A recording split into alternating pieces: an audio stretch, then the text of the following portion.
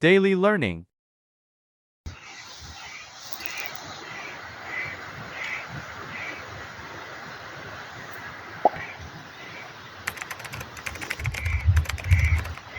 How I spend my spare time on weekend.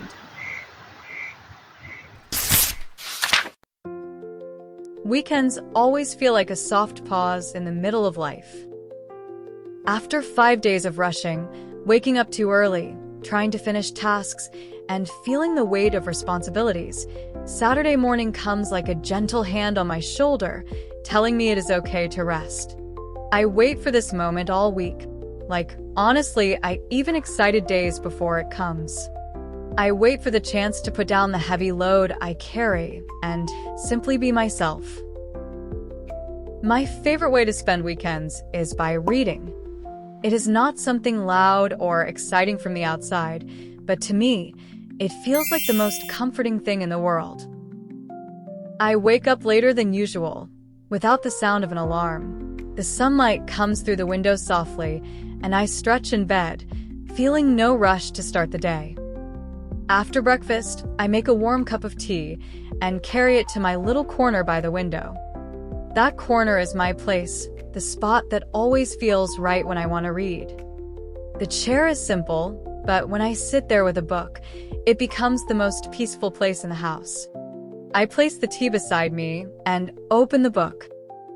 The first sound of a page turning always gives me a small sense of happiness, like the start of a new journey. The words pull me in, and slowly, the world around me becomes quiet. The noise of the week, the stress, the tired thoughts, all of them fade away. I no longer think about unfinished work or conversations that bothered me. I am simply inside the story. Books take me to different places without me moving an inch. Sometimes, I find myself in a castle surrounded by forests. Sometimes, in a busy modern city full of secrets. And sometimes, in the middle of history, walking with people who lived long ago. Each page feels like a door, and I step through it willingly. I love the way a story can change my emotions so easily. I laugh when the characters are happy, I feel nervous when they are in trouble, and I cry when they lose something dear. These emotions flow naturally, and even when they make me cry, I feel lighter after letting them out. The tea grows cold beside me because I often forget to drink it. Hours pass without me noticing. The light outside shifts from bright morning to golden afternoon, and sometimes I realize it is already evening. My body is still in the same chair, but my mind has traveled far. It is one of the few times in life when time feels like it belongs only to me. I keep a small notebook near me when I read. Inside it, I write down words or sentences that touch my heart.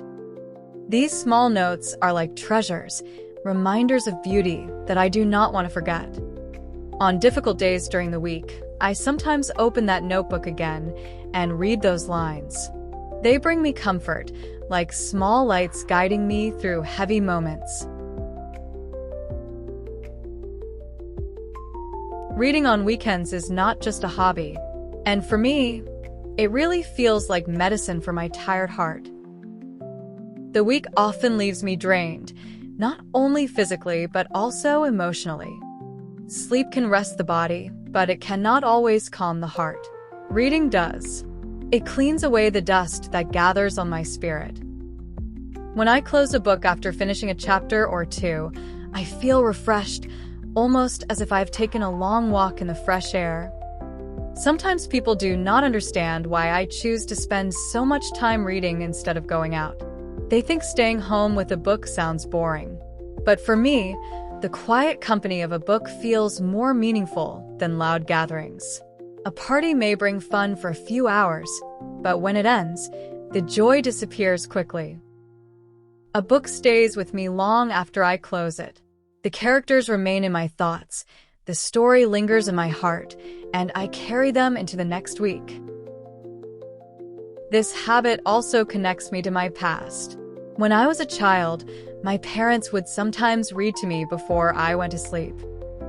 I remember the warmth of those nights, the safe feeling of hearing stories while lying under a blanket. Now, every time I open a book, a small part of that memory returns. It feels like being home again, even if I am far away. That is one of the reasons reading always feels so comforting to me. On Sundays, I usually continue the same book. The world outside can be busy, but in my corner, time moves slowly. I read chapter after chapter, sometimes pausing to think about the story, sometimes smiling at a line that feels too true, and sometimes closing my eyes when the emotions are heavy.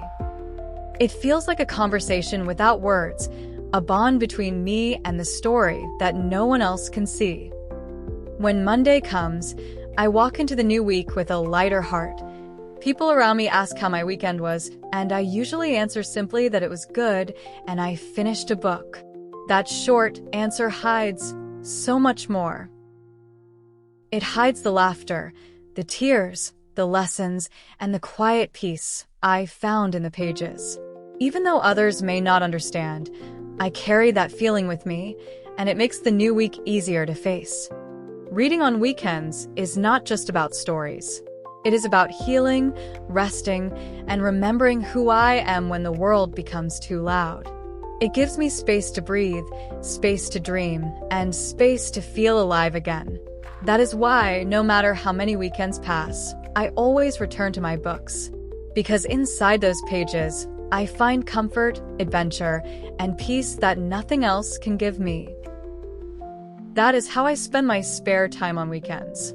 Quietly, simply, with a book in my hand and peace in my heart. It may look ordinary from the outside, but for me, it is the most beautiful part of my life. So, can you also tell me how do you spend your weekend?